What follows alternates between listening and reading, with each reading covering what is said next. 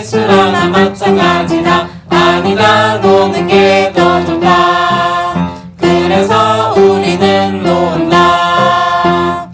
나도 내일부터 연습해야지.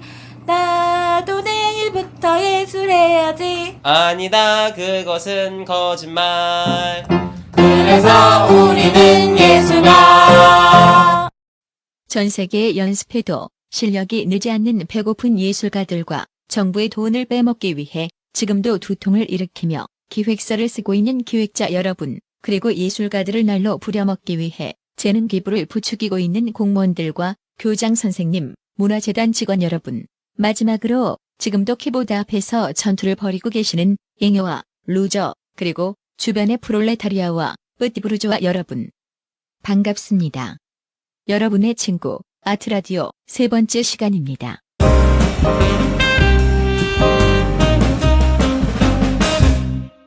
안녕하세요.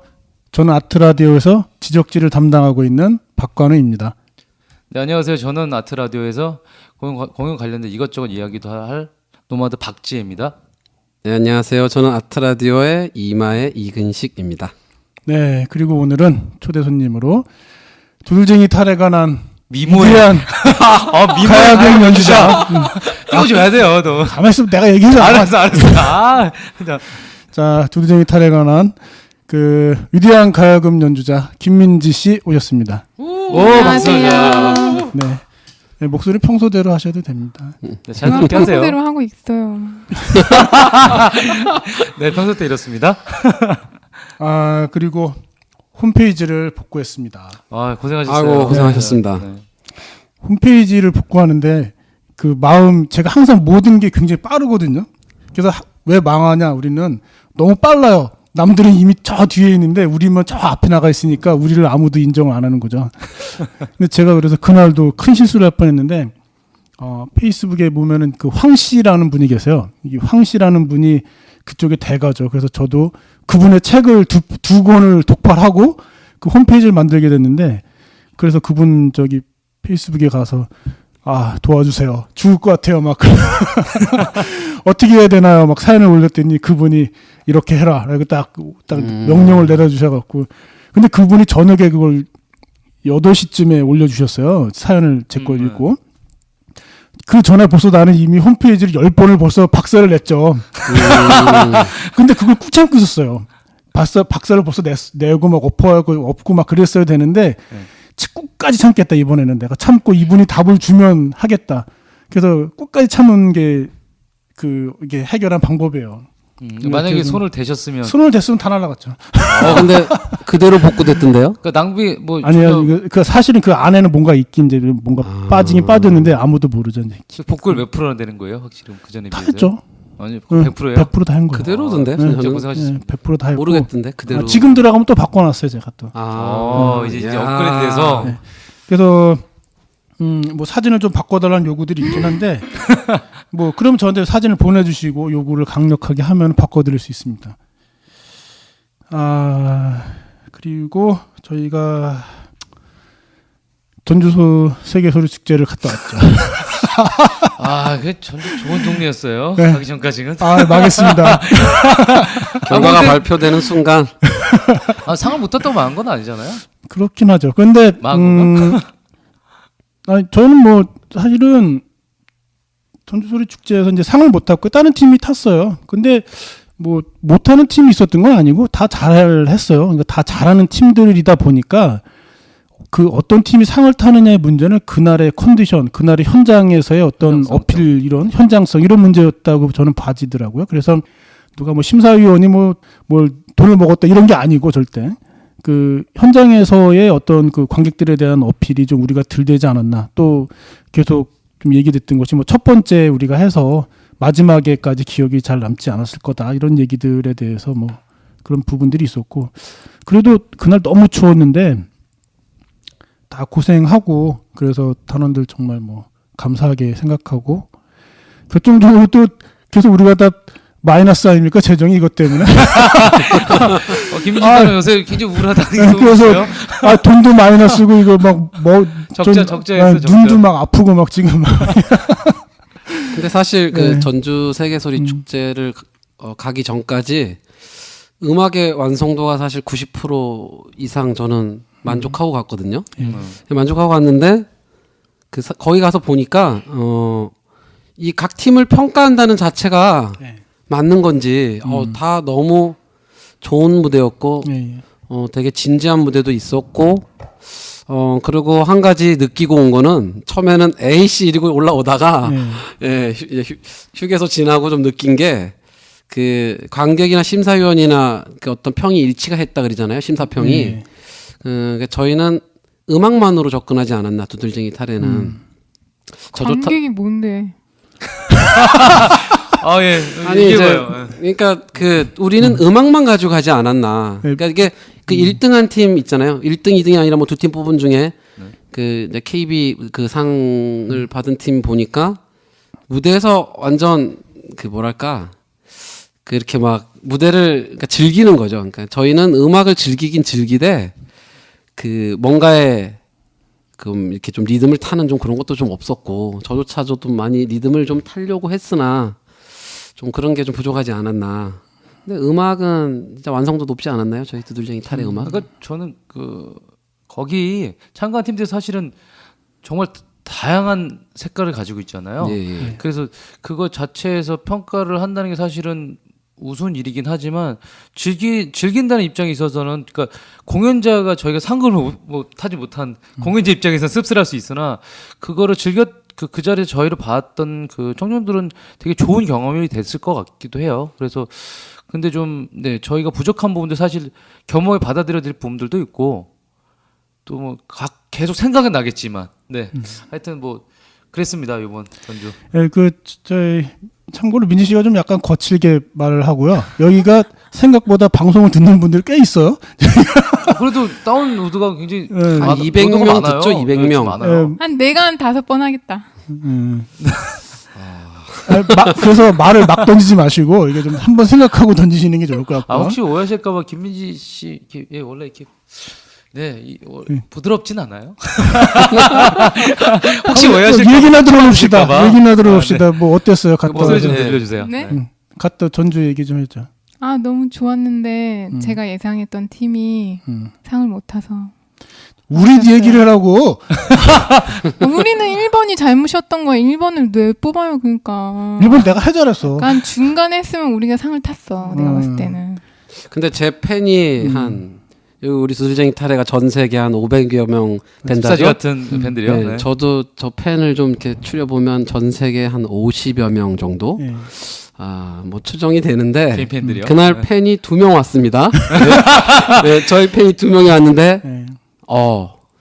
근직 선배 이렇게 멋있는 사람인지 몰랐다고 음악이 너무 좋다고 좋은 결과 있을 거라고 그랬는데 좋은 결과는 없었고 좀 춤추는 걸 배워야 되겠어요. 예, 무대에서 좀 이렇게 움직여줘야 예, 관객들도 그렇고 조금 뭐 좀 씁쓸했으나 되게 음악 만드는 과정도 좋았고 뭐 나름 저는 좋은 참가가 아니었나 뭐 그렇게 생각을 합니다. 사실 처음에 저는 참가하지 말자고 했죠. 일단 이런 거 별로 이렇게 좋아하지 않으니까 경연대회 방식에 대해서도 좀 별로 이렇게 마음에도 안 들고 어떤 측면에서는 전주 소래 축제에서 사실 뭐 저희 팀을 부르려면은 한 500 이상을 줘야 되는데 근데 그렇죠. 사실 날로 싼데? 날로 먹은 거잖아요. 저는 사실 처음부터 그런 입장에서 피만 먹었는데 아니 그래서 거기서 네, 전주소리 네. 축제 기획하시는 분들 입장에서는 근데 그 다른 팀들 다 부르려고 해봐요. 최소한 5천 이상을 들어야 되는데 돈으로 그러니까 그걸 갖다가 그냥 싹 한 800 정도에서 이거를 입을 닦은 거잖아요. 그러니까 굉장히 그쪽에서는 큰 성공을 한 거죠. 그래서 저는 처음부터 사실은 이거 안 했으면 좋겠다는 생각이 이제 계속 입장이 있었고 그리고 또 한 가지는 양심에 꺼리 끼는 거는 저희는 솔직히 기성팀이라고 저는 봐요. 네. 탈해라는 팀은 기성팀이고 앨범도 뭐 남이 좋아하든 말든 우리는 어쨌든 3장이나 낸 팀이에요. 그렇죠. 네. 그래서 이거는 이거 좀 약간 꺼림직하다. 그런데 나가는 그러는 거 좀 마음에 좀 이상하다는 생각을 하는 거죠. 근데 저는 또 단 한편으로는 앨범이 많이 나오긴 했으나 저희가 그 공연하기 위해서 그 말한 것처럼 500만 원 이상의 그 개런티를 뭐 받아야 한다고 그 농담이지만 그런 왜 농담이죠? 경험하는 입장에서는 난 진담인데. 네? 그러니까 농담이 아니고 그러니까 경험을 저희가 그런 형식의 경연대회를 사실은 저희가 나가본 적이 없잖아요. 그리고 그런 경험하는 데 있어서는 분명히 그 연주하시는 들 중에 다른 분들도 그렇고 저희가 임하는 부분에 있어서는 많이 그런 교훈이 많이 된 것 같아요. 그런 느낌들은 많이 좋은 긍정적인 기운들을 많이 받았던 건 사실입니다. 그렇죠. 예. 네. 근데 여기 전주 세계소리 축제 그 축제 기획단 뭐 기획위원회 네네. 거기 측에게 좀 바라는 점은 이날 완전 첫 팀이 오전 9시부터 리허설을 시작해서 전체 축하 공연까지 끝나니까 11시가 됐다는 거죠. 시상식 할 때는 객석에 관객이 하나도 없었다는 거. 그냥 뭐 관계자들만 있었죠. 본인이 응원하는 팀이 과연 결과가 어땠을까라는 것도 궁금할 텐데 그건 좀 축제 형식이 좀 아니지 않나. 그래서 축제 기간이 꽤 길더라고요. 뭐 4일인가 5일간인데 그 기간 동안 그 무대가 계속 돼 있으니까 저녁 때마다 한 3팀 정도씩 막 이틀이나 3일 정도를 나누면 어떨까. 그리고 작년 수상팀이 그 바이날로그였는데 그 홀 안에 들어가서 연주를 하더라고요. 그 무대에서 안 하고. 그 대회가 열리는 그 시간에. 같은 시간 5시. 네, 같은 시간에. 그래서 좀 의미가 좀 아까 말씀해 주셨듯이 그냥 이렇게 해서 그냥 막 좋은 팀들 불러다가 그냥 하는 게 아닌가. 그래서 이걸 제대로 하려면은 하루에 2팀이나 3팀을 해서 좀 약간 그런 식으로 해도 참가할 팀이 분명히 많다는 거죠. 그래서 좀 축제가 그런 식으로 좀 가면 어떻겠나라는 생각이 좀 들더라고요. 사실 이 진행하신 분들도 심사하신 분들도 많겠지만 심사하면 그 몇 팀이 벗어나면 집중도가 떨어지면서 급격히 떨어지면서 그리고 또 이게 한 곡씩 하는 게 아니라 네. 이게 뭐 3곡, 4곡씩 했단 말이에요. 네, 그래서 30분 이렇게 그거를 하니까요. 보고서 이제 아마 우리 음악은 아마 기억도 안 났을 텐데 사실 처음에 해서 그렇습니다. 해서 뭐 제 생각에는 뭐 전주 뭐 재밌게 잘 갔다 왔고요. 다음에 안 갈 거예요. 저는 또 가려고 그랬어요? 가자고 하지 마. 어디 경연대 이런 거 나한테 해줘야 되지 말고. 그래서 뭐 결론적으로 그쪽 저도 기획 행사 뭐 이런 걸 많이 또 해봤잖아요. 그러니까 네네. 딱 보면은 이게 각이 나오잖아요. 이거는 좀 싸게 좀 하려고 했구나 들기는 하는 거죠. 어쨌든 뭐 재밌게 잘 놀았습니다. 그리고 잠깐 저 얘기를 좀 하고 싶은데요. 21세기 네. 라고 얘기하지 말라고 했지만 제가 좀 얘기를 조금 해보려고 하는데요. 21세기 한국음악 프로젝트를 저는 사실 뭐 현장에 간 건 아니고요. 그 인터넷으로 계속 지켜봤는데 지켜보다 보니까 다른 거는 그렇게 문제가 있다는 생각은 안 들었고, 근데 마지막에 심사 발표하기 전에 그 출연한 팀들한테 막 미스 코리아 대회 같은 뭐 공연을 시키더라고요. 전체 다 같이 전체 다 모여가지고 같이, 모여서. 출연자들 전체요. 네네. 그래서 제가 거기서 열이 확 받아갖고 페이스북에다 막 써놨죠. 더러운 꼴 봤다고 내가. 아니 뭐 하자는 거죠? 난 이해를 못 하겠는 거야. 그러니까 만약에 이 사람들이 그냥 놀고 있던 사람들이 아니라 경연자들이란 말이죠. 경쟁을 하기 위해서 하루 종일 긴장했을 거고 준비하고 그걸 또 자기네들이 최선을 다해서 노력해서 그걸 해야 되는 사람들한테 그거 이외에 다른 걸 계속하게 더 힘들게 만드는 상황이란 말이에요. 그걸 왜 시키는지 모르겠지만. 그래서 제가 추측이 든 건 1번. 그 사람들의 출연료를 아끼기 위해서 공연할 팀의 출연료를 아끼려고 한 거냐. 네네. 예? 그다음 2번. 아니면 미스 코리아 대회를 기획자가 생각을 한 거냐. 그러니까 이 출연자들을 되게 이제 우습게 봤다는 거죠. 만약에 이 사람들이 조용필이나 유명한 가수였어요. 이 사람들한테 그런 걸 시킬 수 있겠어요? 없는 거거든요.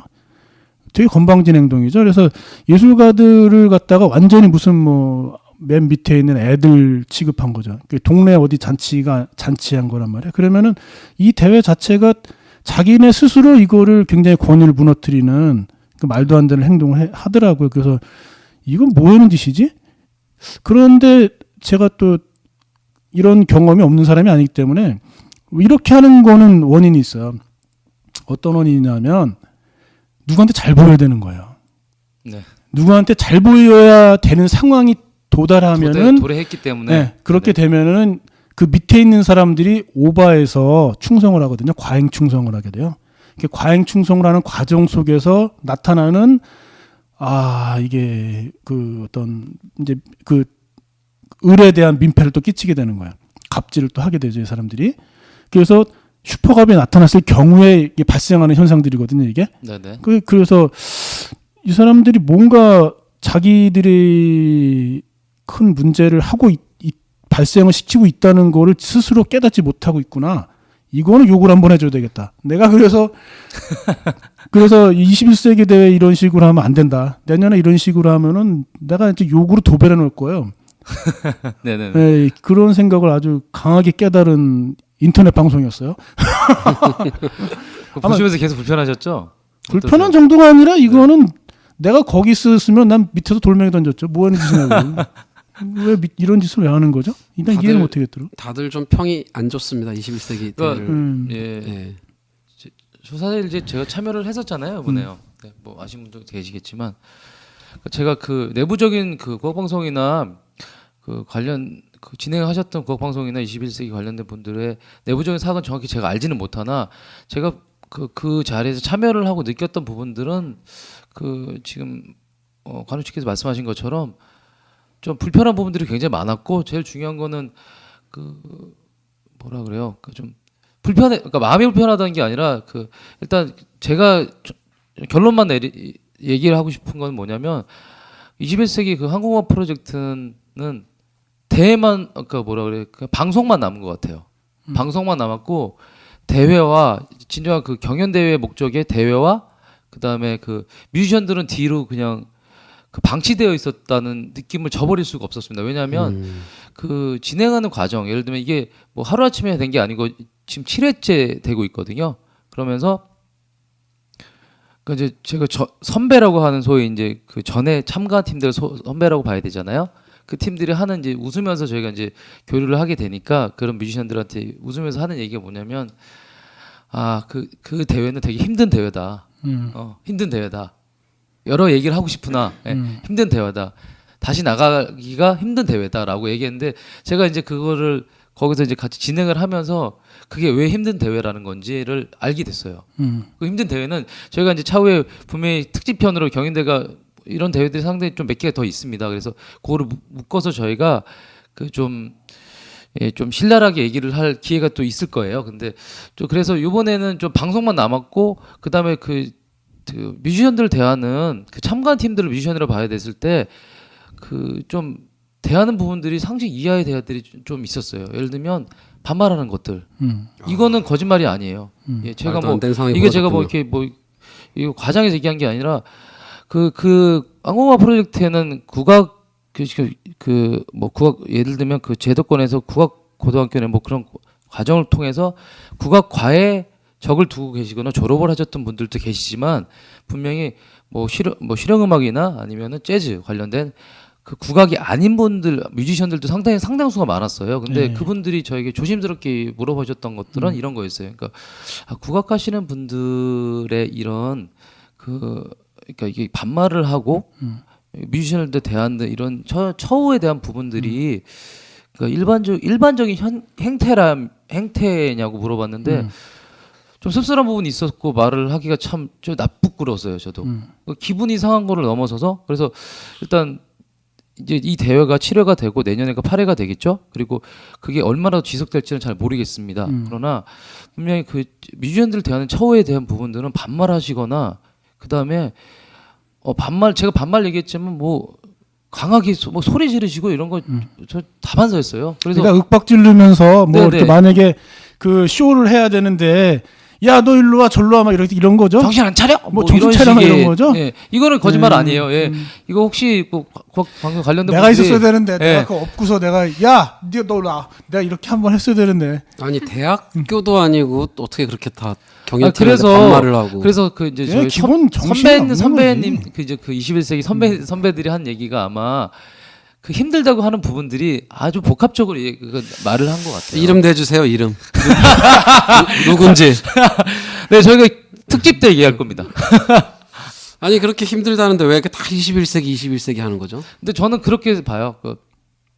21세기를 조각하고 있는 국악방송이겠죠. 그 중심에 국악방송이 있는데 국악방송이 예를 들면 이 누구 그런 그 힘든 거를 알면서도 불구하고 그 자리를 그 대회를 참가할 수밖에 없는 이유들을 가지고 있는 뮤지션들에 대한 심리를 정확히 잘 파악하고 있다고 저는 생각해요. 그러니까 을을 어떻게 잘 굴리느냐 이런 문제. 네, 자, 그런 방식인데 갑질에 그 지금 걔네가 완전히 갑질을 터득한 거예요. 지금 국악방송이. 국악방송이라서 다들 그렇게 그런가요? 그래서 저는 일반적으로 방송국이 저희 굿나잇 하래도 방송국하고 우리는 안 좋은 척도 많잖아요. KBS하고 큰 원한이 있죠. 네, 그 방송국은 KBS. 사실은 네, 저희가 뭐 예. 망한 프로젝트라고 하기도 하겠지만 이름 대 KBS 다 나와 이러면 이제 성 KBS 에, 흥분하기 시작했어요. 그러니까 그런 방송국에 저희 일을 하면서 느꼈던 거는 저희 KBS하고 사실은 KBS 방송국과 일을 좀 했었는데 그 파트너십으로 같이 그 관계를 유지를 한 게 아니라 어떤 뭐 주정이나 산악 단체 정도로 생각을 해서 수적 뿌리듯이 그냥 그렇게 한다는 그거 몸에 배어 계시더라고요. 방송국 특히 저희가 느꼈던 건 KBS 쪽이었습니다. 근데 그거를 국악방송이 또 재현한다는 느낌을 저는 저버릴 수가 없어서 사실은 좀 굉장히 불편했고 사실 불쾌했어요. 여기까지만 할게요. 저 빈지 씨 불러놓고 지금 27분 동안 우리 너무 얘기를 우울한 못 얘기만 들어봐서. 했어요. 네. 아트 라디오로 오세요. 지친 예술 영혼들. 예. 네. 다음에 저희가 그 아주 심도 깊게 어떤 문제들이 있었나 뭐 사실은 이제 저작권 문제도 걸려 있고 그래서 그 부분도 이제 좀 이야기를 하려고 하고요. 네.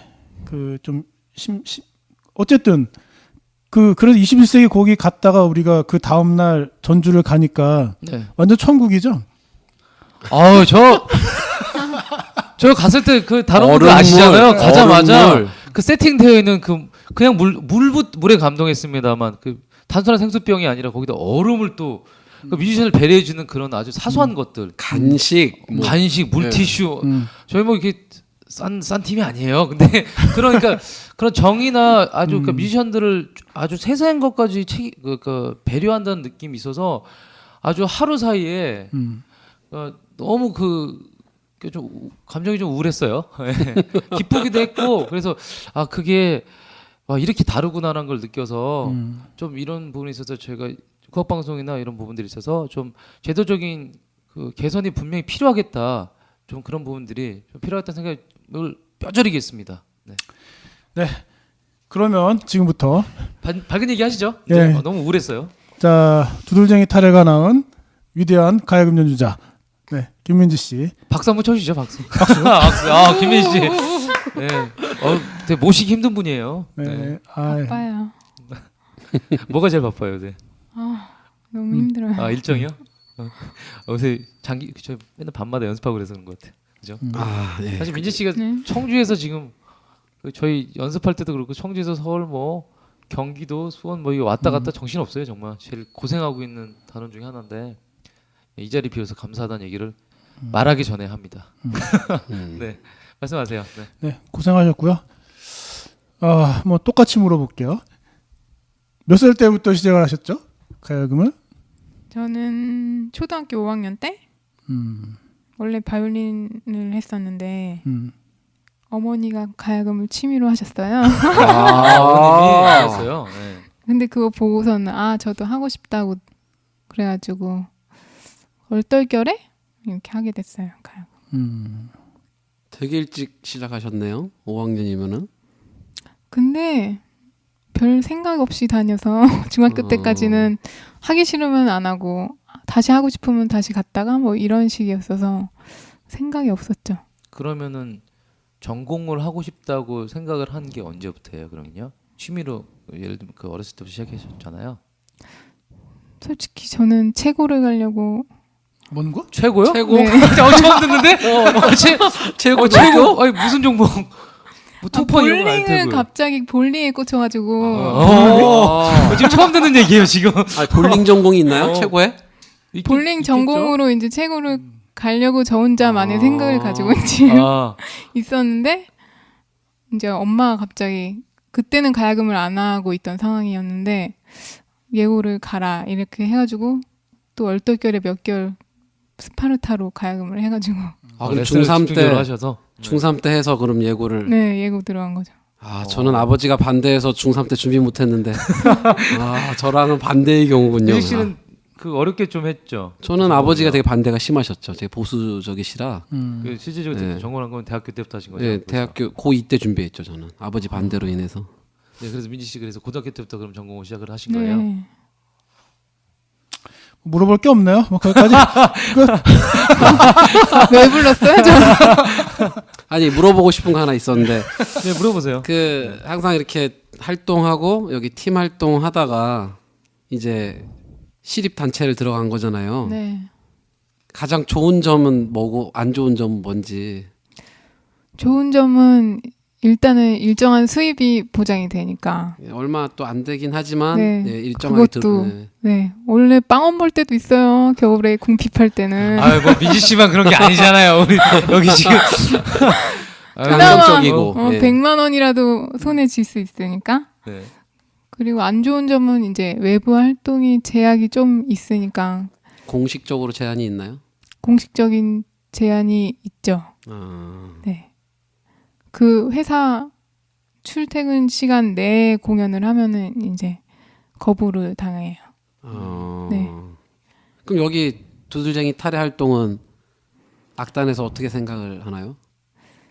일단 공문 띄우는 거는 이제 저녁 공연이니까 상관이 없고요. 네. 민지 씨가 떠나는 줄 알았거든요. 시립단체 가면서. 사실 지금 민지 씨가 청주에서 왔다 갔다 하고 있어요. 네, 오늘도 청주에서 지금 서울 청주에서 왔죠 지금요. 힘들어요. 여기는 신사동이죠. 그래서 여기 네. 지금 녹음하려고 오늘 오신 거죠. 오늘은 저 신사동 1회는 네. 수원 찍고 그 다음에 2회는 강동을 또 강동이, 찍고 그쵸, 예. 3회는 지금 여기 작업실에서요. 신사동에 와 있습니다. 네. 오늘 사실 여기 쾌적합니다. 작업실이 제일 쾌적하고 제일 좋은 여태까지 데예요. 제일 좋아요. 예. 이거 찍어서 한번 저희 올려야 되겠어요 카페에 그죠? 제일 장소 좋은 제공해 시설이에요. 주신 김 작가님한테 감사합니다. 네 감사합니다 김 작가님. 김 작가님 바로 감사합니다. 옆에 계세요 사실. 안 들으시는 것 같지만 다 듣고 계세요 지금요. 네. 아니 그러면은 이렇게 시립단체 들어가면 이제 좀 안정적이고 좀 이제 굳이 어떠한 그런 기획을 안 해도 되는데 얼마 전에 독주회를 성황리에 끝냈잖아요. 그것도 산조 한바탕 긴 산조를 굳이 안 해도 되는 거를 이렇게 막 고생길을 일부러 막 판 것 같은데 뭐 악단에 들어가면 뭐 꼭 해야 되고 그러는 연주는 아닌 거죠? 네 전혀. 본인이 기획한 거죠 그냥. 네. 원래 그럼 그 전부터 악단 들어가기 전부터 생각을 하고 있었던 거예요? 그 공연에 대해서는요?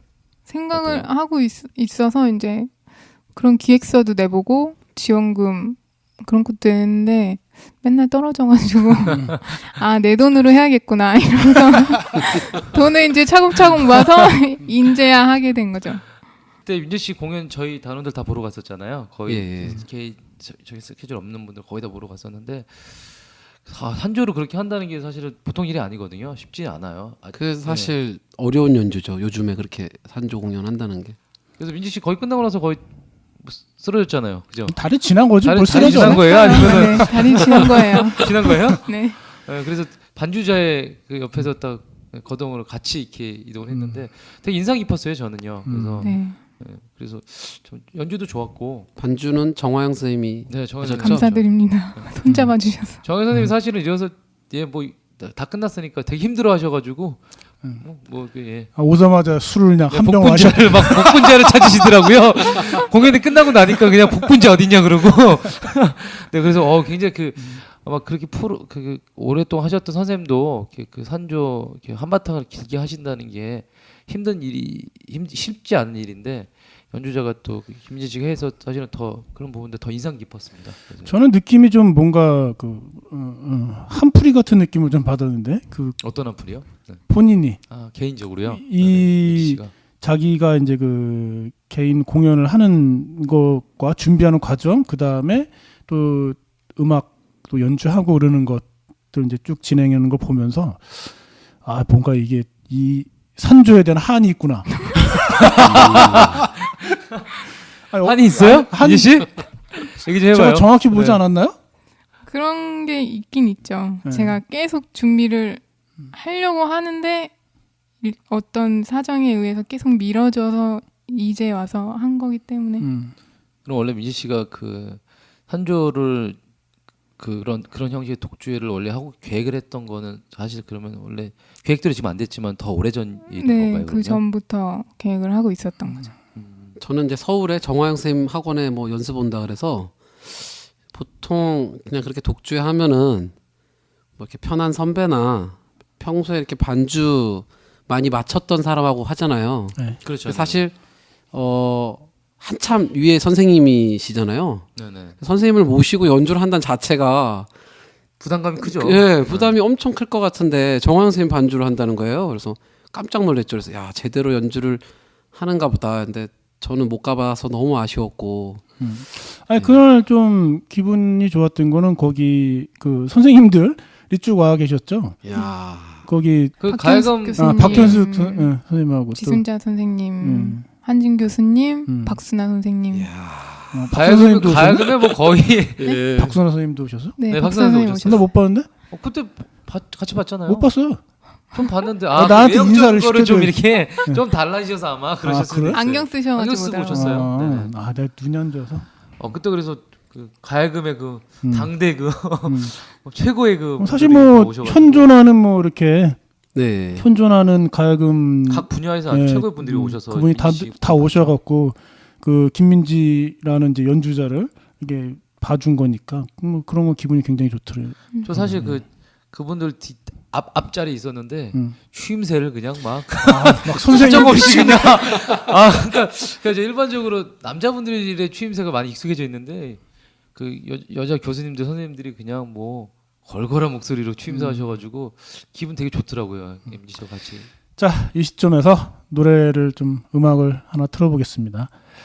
음악은 그 생각하는 유목민이라는 명곡이죠. 네, 명곡. 두들쟁이 탈의 명곡입니다. 사실 민지 씨가 말이 많았던데 이거 원래 녹음하면서 그죠? 이 곡은 저는 이렇게 생각해요. 그러니까 지금 25연 가야금 요새 많이 개량을 하긴 했지만 그 12연 가야금의 맛을 아직 따라가지는 못한다는 생각을 많이 하거든요. 그래서 12연 가야금이 내는 음색이 특유의 음색이 있어요. 그리고 깊은 맛이 있고 그래서 저희가 피리하고 그 가야금이 할 수 있는 어떤 극한의 느낌을 좀 둘이 좀 만나봤으면 하는 느낌에서 이제 이 곡을 이렇게 막 요구를 많이 했었거든요, 작곡가들한테. 네.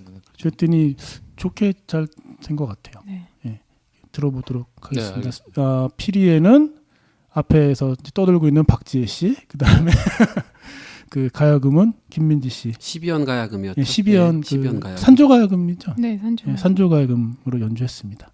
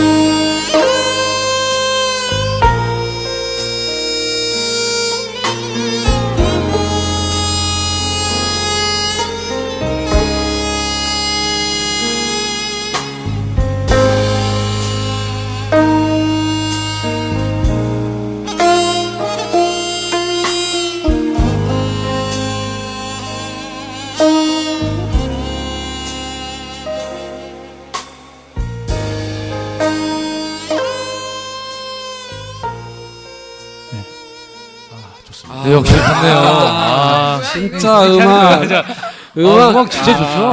예, 좋죠. 이거 그때 앨범 발매할 때도 네. 너무 좋았는데 아, 저 그래서 생각한 유목민 그래서 제가 사실 저 닉네임도 그래서 노마드 쓰는 거예요. 노마드님은 그때 또 조끼 입고 나오셨죠? 아, 그 되게 디테일하신데요, 근지 씨? 저 기억합니다. 그 조끼 예. 예, 조금 불편했어요. 좀 작더라고요, 그래가지고 반짝이 더 짧아가지고. 반짝반짝하는 걸 입으셨어야 됐죠. 예, 그러니까 다음부터는 참고하겠습니다. 항상 그 창작곡 연주는 25연으로만 들었는데 이거는 지금 딱 이 제목을 들으면 그때 앨범 발매 공연 때가 딱 생각이 나거든요.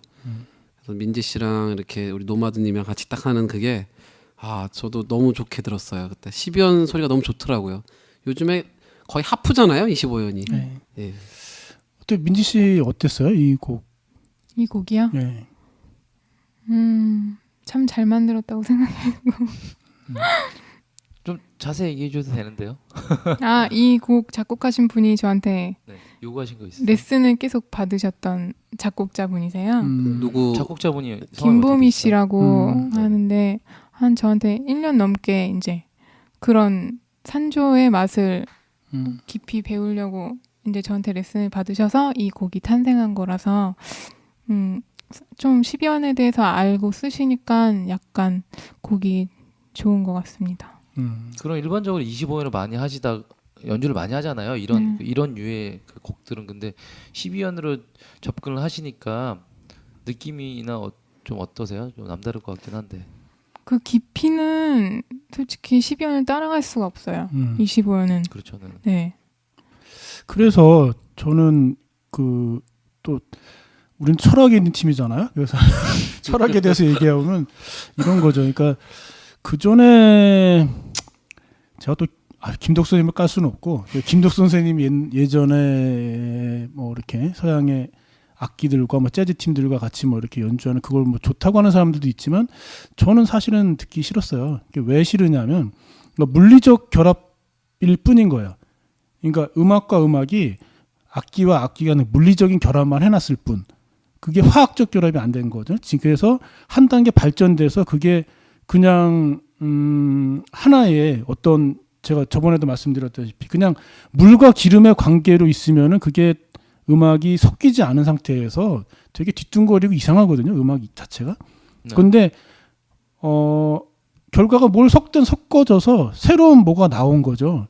그런 느낌. 그리고 서로 굉장히 잘 조화도 이루어지고 하는 느낌으로 만들어졌기 때문에 타레의 음악이 좋다라는 생각을 갖고 있는 거예요. 작곡가들이 그리고 그렇게 노력을 많이 하게 된다는 생각이고 그리고 특히 저는 그 생각하는 유목민 같은 경우에는 그런 부분에 뭐 어디 내놔도 빠지지 않는다는 생각을 하는 거죠. 근데 그 전까지 다른 음악들을 보면 이게 결합은 돼 있는데 이게 물과 기름 같이 섞이지 않은 느낌이 굉장히 많았어요. 근데 특히 산조 가야금을 씀으로써 그런 좀 그걸 좀 극복할 수 있는 부분도 있었던 것 같고 해서 굉장히 저는 긍정적으로 이 곡을 생각하고 있었어요. 사실 곡 구성에 있어서도 가야금이랑 필이랑 그렇게 그런 곡들이 많나요? 제 기억으로 그렇게 많은 것 같지는 않은데. 네, 맞죠? 많지 않죠. 그래서 저도 그런 악기 구성하는 거에 있어서도 좀 특이한 부분들은 확실히 있습니다. 그거 생각하는 유목민이랑. 따라라라라.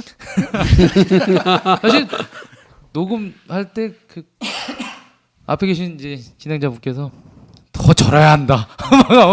되게 요구 많이 했어요. 더 그 어떻게 표현해야 되죠? 더 절음이 있어야 된다. 절음이 뭐예요? 쩔어야 쩔어야 된다. 예, 그렇죠. 느낌이 뭐 이렇게 그런 얘기를 많이 했었죠. 네, 그래서 녹음하는 중에 참 이게 재밌었습니다. 재미난 곡이었고요. 피리는 또 이거 이제 방송 들으시는 분 잘 모르시는 분은 피리는 신곡간대를 쓴 거죠, 이 연주를. 네, 그렇죠. 창작 음악을 할 수 있게 한 새로 만들어진 악기죠. 그래서 뭐 이제 가야금을 신곡관대라고 뭐 산조 가야금을 썼으니까 피리도 무슨 산조 때나 아니면 정악 때를 썼나 또 생각할 수도 있어서.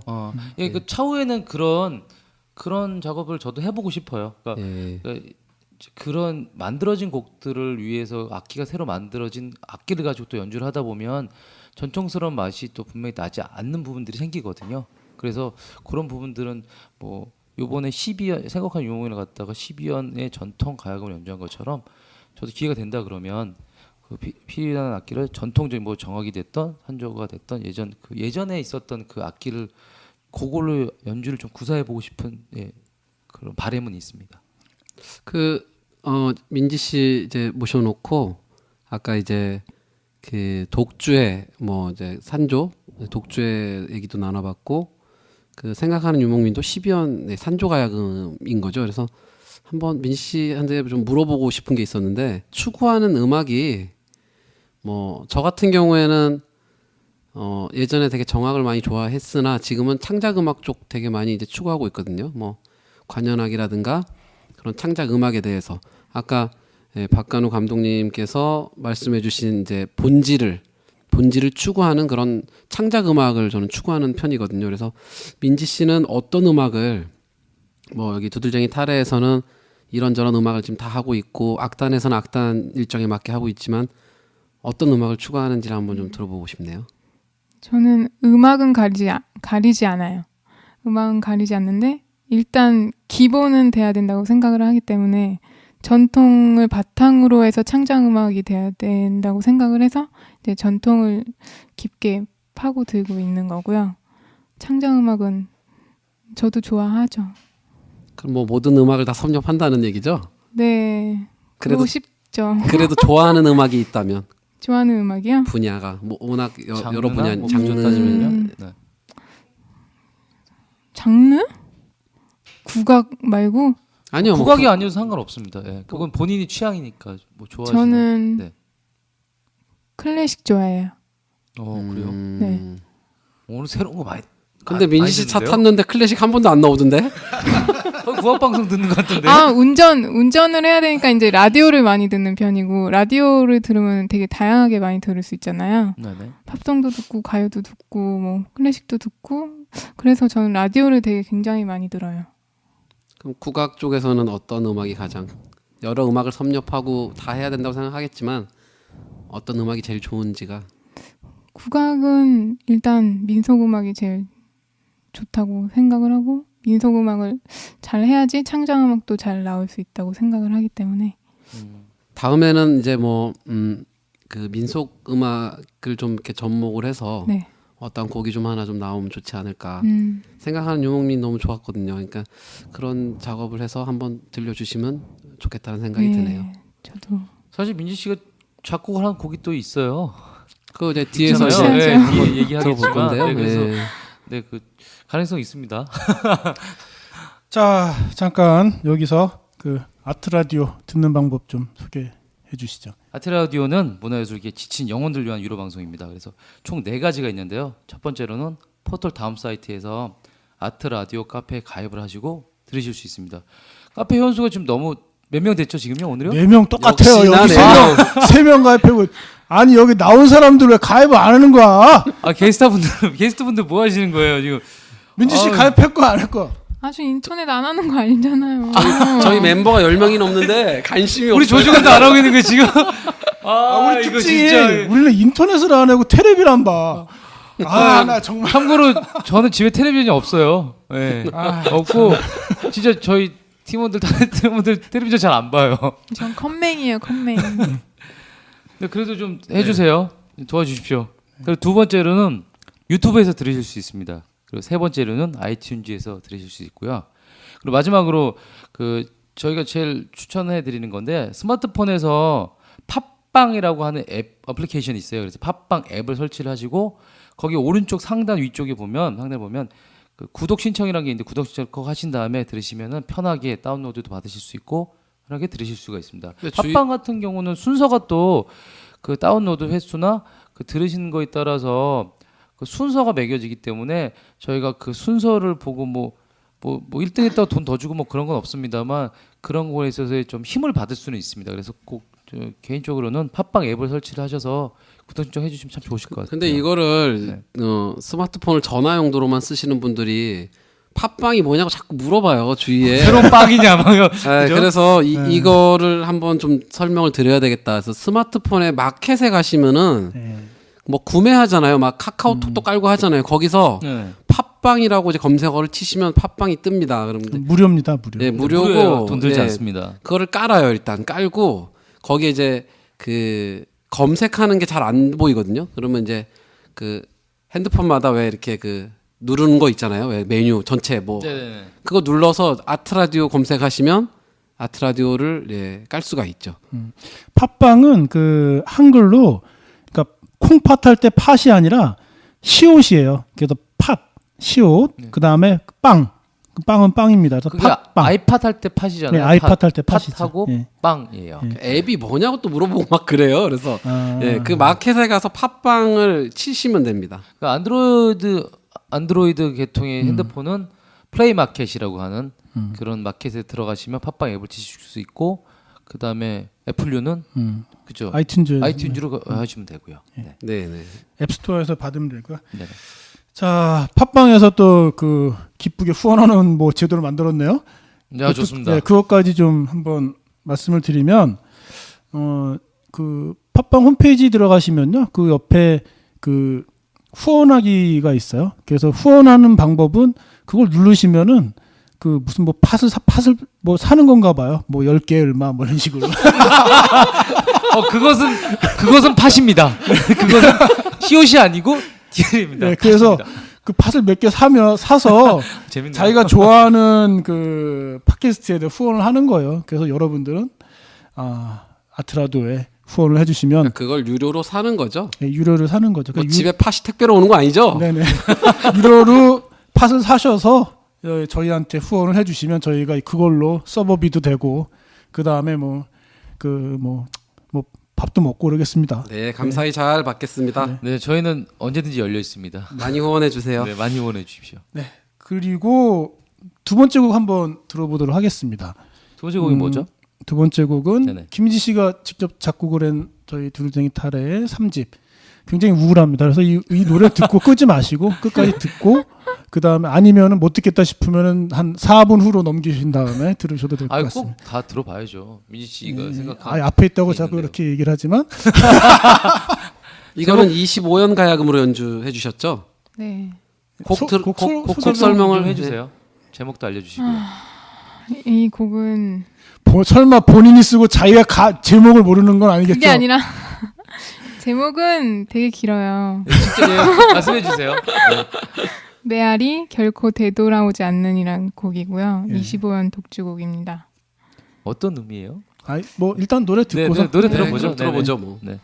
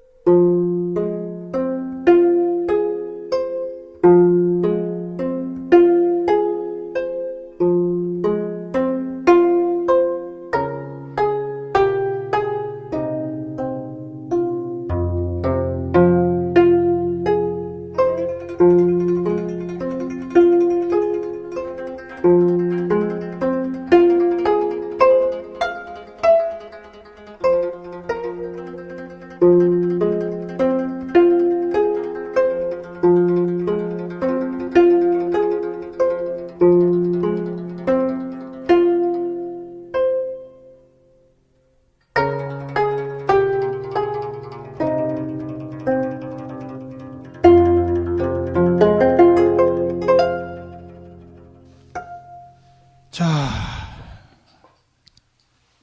우울한. 근데 좋아요.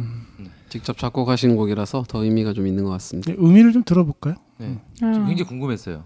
이거는 제가 서대문 형무소를 방문해가지고 쓰는 곡인데요. 서대문 형무소 이제 일제 시대 말기 네. 이때 독립투사들이나 이런 분들이 그 감옥소에 이제 갇히셨잖아요. 네. 고문도 당하고 사형도 당하시고 그런 이제 역사를 보면서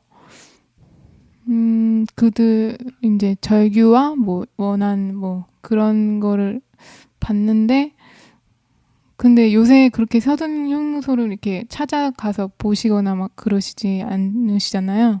네, 그렇죠. 아무래도 네. 그런 장소를 잘 가지 않는 거니까요. 네. 제가 그때 갔을 때도 되게 사람이 없었어요. 네. 그래가지고 이런 데를 많이 찾아와야 되는데 그 분들의 그런 외침 이런 거를 듣고 저희는 약간 그거에 대해서 이제 외면하는 그런 현실을 반영한 곡이었어요. 그러니까 그분들의 아픔이나 그런 거를 네. 좀 이렇게 뭐라 그래 공유하고 싶었던 건가요? 네. 그럼요. 저는 그 데이트 기간에 연애 시절에 네네네. 이제 서울을 여자친구가 서울을 왔죠. 그래서 네. 서대문 형무소를 한번 갔어요. 같이. 그분이 지금 그 같이 사시는 분은 맞죠. 예. 좋은 일입니다. 네네. 네. 그래서 갔는데 되게 오싹하더라고요. 이거요? 예, 한 번 딱 갔다 온 거죠. 네, 그리고 익숙해요. 그러고 나서 민지 씨가 이제 곡을 썼다고 딱 들어봤는데 근데 같이 들었어요. 집에서 이제 앨범을 같이 들었는데 되게 딱 그 서대문 형무소가 딱 생각이 난다는 거죠. 그래서 곡을 되게 뭐 이렇게 막 되게 우울한 곡이긴 한데 딱 그게 생각이 나더라고요. 서대문 형무소 갔다 온. 그러니까 묘사가 되게 잘 된 것 같아요. 저도 꼭 가봐야 되겠네요. 가보세요. 아직 안 한번. 가보셨어요? 저는 안 가봤습니다. 아이들 저도, 데리고 한번 안 가봤습니다. 네, 저도 안 가봤어요. 한번 다녀오시면 좋을 것 같아요. 부부는 가봤는데 꼭 가보고 싶네요. 예, 예. 네, 오늘은 몇 가지 좀 간단하게 이야기를 하고 좀 넘어갈게요. 네네. 오늘 가볼 얘기 좀 잠깐만 하려고 했는데 저희가 그 퓨전 국악팀 중에 그 오리엔탈 익스프레스라는 팀이 있죠. 그래서 오리엔탈 익스프레스에 네. 그 최영준 선생님이 계신데 그분이 사실은 제 핸드폰에도 그분이 개발한 앱이 있어요. 뭐 그 사물놀이 앱도 있고 가야금 앱도 있고 여러 가지 앱을 그분이 초창기에 아이폰 나오면서 초창기에 만드셨고 그거를 굉장히 많이 다운받았습니다. 사람들이. 그래서 그 이슈가 굉장히 됐었어요. 네, 이슈도 됐었고 그래서 그걸로 또 공연도 아마 발표식으로 아마 하셨었고요. 네네. 그런데 그 이후에 정부에서 그 지원금을 이제 주면서 굉장히 많은 돈을 줬던 걸로 알고 있는데 그거를 또 개발한다고 했는데 거기서 빠지셨는데 결론은 보니까 똑같은 거예요. 앱은. 그러니까 최영준 대표님은 하셨다가 초창기 했다 빠지신 거죠? 아니요. 그분이 일부러 빠진 게 아니라. 네. 그러니까 어쨌든 간에 참여를 안 하신 거잖아요. 네, 그분은 참여를 안 하고. 정부 주도의 그 프로젝트에 참여를 안 하신 근데 거잖아요. 결론적으로 보면은 다른 사람이 거의 뭐 모방은 아니지만 결과물은 똑같은 게 나온 거예요. 사실 똑같아요. 네, 사실 이제 똑같은 게 나와 버린 거죠. 왜 뺐어요, 근데? 모르겠습니다. 참. 그래서 최초로 하신 분이잖아요. 최초로 이제 우리는 그 사람이 최초로 했다는 걸 알고 있지만, 근데 그분이 그래서 정부에 계속 이게 말이 되느냐 이 부분에 대해서 계속 질의하고 했는데 그쪽에서는 뭐 콧방귀도 안 꼈다는 거죠. 그래서 이 문제를 제가 다음에 한번 최영준 선생님 직접 만나 뵙고 여쭤봐야 되겠다 그런 생각이 들어서 이 문제도 한번 뭐 간단하게 그냥 스치면서 이야기했고요. 예. 다음번에는 뭐 버스커 요새 뭐 실시간으로 많이 올라가던데요? 이 얘기 잠깐만 전 사실 버스커를 몰라요. 뭔 팀인지도 잘 모르고 그래서. 근데 뭐 음원 보정도 하고 뭐 보톡스도 강요했다 뭐 이런 식의 기사가 올라왔거든요. 그래서 그 다음에 또 보니까 뭐 그 다음 날인가는 또 아니다 뭐 이런 식으로 뭐 얘기를 하는 것도 뭐 해명했다 뭐 이렇게 나오기도 하고 그래서 혹시 아는 게 있으세요? 그 안에서 근데 말을 또 바꿨죠. 말을 바꾸긴 했는데 외압 들어갔나? 그건 뭐 우리가 뭐 추측할 필요는 없지만 네. 그런 거죠. 뭐 어쨌든 그 중에 한 명이 우리나라 사람이 아닌 거예요 또. 그렇죠. 예. 네, 우리나라 그렇죠. 사람이 예, 한 외국 명 아니라고 사람이잖아요. 드러머가. 하던. 네. 네네. 그래서 그러다 보니까 그 사람들은 아까 그 21세기 대회에 그 국악하는 사람이 아니라 이제 뭐 서양 음악 하는 사람이 왔어요. 봤을 때 이게 뭐지? 이런 느낌을 그 사람이 받았겠죠. 네. 아, 우리나라 연예계가 이런 건가? 뭐 이런 걸 받았겠죠. 그래서 그 사람이 이야기를 했다는 거잖아요. 네, 맞아요. 그래서 미국 네. 그 전문 사이트에서 외국에서 가가지고 그 얘기를 이제 폭로 아닌 폭로가 된 거죠. 뭐 없는 얘기를 했겠습니까 이거를? 그렇죠. 예, 그거에 그래서 대한 뭐- 건 거짓말이 아니겠죠. 네, 그래서 그래서 그분들이 이제 제기한 문제들에 대해서 뭐 이슈가 됐었나요? 한 주 동안? 방송사가 하는 뭐 저는 그냥 방송사가 하는 아주 그냥 뭐 최소한의 그거라고 생각해요. 이게 뭐 사실 저는 이거 보고 놀라지 않았거든요. 이게 사실 어제 오늘 일이 아니었을 건데요. 이거 뭐 그래서 계속 그게 이렇게 좀 이렇게 외국에 나가서 얘기를 하셨다 그러니까 좀 창피한 부분도 있고요. 참 그래요. 좀 씁쓸해요. 그다음에 세 번째로는 구름빵 작가. 이거 되게 유명한 예, 구름빵이 구름빵 예, 그거죠? 애들 40만 이거- 권이 팔렸다고 하는데 그분이 이제 작가 손에는 1,850만 원밖에 못 받았다는 거죠. 아, 이거 뭐 참. 많다고 해야 되는 거예요? 어떻게 해야 되는 거예요? 1,850만 원 너무 40만 권인데 1,850만 야, 원이면 너무하네요, 말도 안 이거. 되는. 그래서 저희 입장에서는 항상 뭐 그런 부분이 민감하니까. 그리고 예전에 싸이가 뭐였죠 그거? 유튜브 네, 그 싸이가 뭐 엄청나게 많은 인기를 얻었지만 그 손에 얼마 뭐 들어온 2천 거는 얼마인 거 받았던 네, 것 그것도 같던데요? 그때 그랬던 것 같고 옛날에 윤도현도 그랬어요. 오피슨 코리아.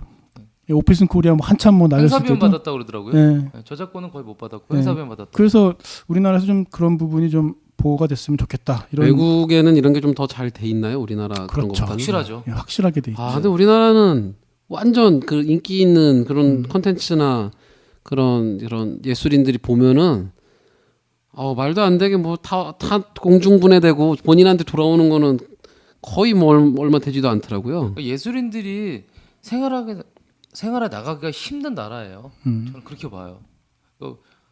저희는 음악을 도구로 하고 있지만 더 많은 분들, 되게 어려운 분들 굉장히 많을 거예요. 그리고 고민하다가 뭐 펜을 꺾어버리신 분들도 계실 테고, 많죠. 예. 네, 더 힘들 겁니다 아마. 이쪽은 좀 그래도 나요. 네, 우리는 레슨이라도 할 수 있잖아요. 아니 그래서 국악은 솔직히 좀 낫고 제일 힘들 때가 미술 쪽이죠. 뭐. 미술 그리고 글 쓰시는 예, 분들, 글 쓰시는 분들 진짜 작가분들. 힘들고 그래서 제가 옛날에부터 10년 전부터 하던 얘기가 있어요. 애가 만약에 손에다 붓을 잡으면 꺾어버려라. 실질적으로 아드님이 또 하고 싶어 하잖아요. 그래서 저는 다른 게 좀 자꾸 마음을 돌리려고 하고 있죠. 근데 되게 주변에서 그 글 쓰시는 분들 몇 분 계신데 너무 어려운 것 같아요. 정말 아니 너무 어려운 그러면은 일인 것 같아요. 그렇게 많이 팔려 나가고 공연을 뭐 많이 하고 한 건데 그 수익은 도대체가 회사들이 가져가는 거죠. 그러니까 소위 유통사. 저희가 얘기한 갑이라고 하는 갑들이 예. 가져가. 그러니까 쉽게 얘기하면 대그룹 보통 지금 대부분 음악에서 문화예술 시장은 다 거대 가지고 공룡이죠. 있지. 지금 네, 완전히 그래서 뭐 그러면 이 걱정이 됐죠. 구름빵 아까 말씀해주신 것도 거기는 출판사. 한솔 교육에서 딱 가져간 거예요? 그럼 한솔이란 이름이 앞에 붙은 걸 보니까 한솔자는 거의 대부분 계열이죠. 네, 예. 한솔 재지 뭐 이런 것부터 해서 거의 다 거예요. 근데 계약 조건이 이제 그때는 이 백희나 작가님이잖아요. 그 구름빵 그 백희나 작가님이 신인일 때 그 뭐 계약 사항이 그렇더라고요. 2차 콘텐츠 그 저작권 출판사 넘기는 조건으로 850만 원을 받고 뭐 이른바 매절 계약이라고 매절은 그 신인이나 무명 작가의 경우 한꺼번에 일정 액수를 받고 이후 아무런 금전 대가를 받지 않는 계약을 뜻하는데 계약서대로 갔다고 여기는 한솔은 얘기를 하거든요. 그러니까 이제 저는 문제 제기를 하고 싶은 지점은 어디냐면 계약서 자체가 불평등하다는 거예요. 불공정하다는 거가 문제인 거예요. 그러니까 계약을 왜 근데 신인이기 때문에 할 수 없이 이렇게 가야 되잖아요. 계약이. 그거를 그러니까 악용을 하는 거죠. 그거를. 아니 그러니까 그 보통은 인세 개념으로 봤죠. 그러니까 인세 개념으로 얼마 해서 건당하면 뭐 옛날 같았으면 10%인데 지금 10% 안 주고 한 5% 정도밖에 안 주는 것 같더라고요. 네, 더 출판사에 작아졌죠. 네. 더 점점 줄어들고 있는 것 같은데, 근데 그렇게 해서 본인이 만약에 많이 팔린다 싶으면은 그러면은 인세 계약을 하겠지만 자기가 신인 같은 경우는 이제 그 판단을 못 하니까. 자신감이 없잖아요. 네, 그러니까. 그래서 우리 팔리나요? 우리 음반 얘기하시는 거죠 지금?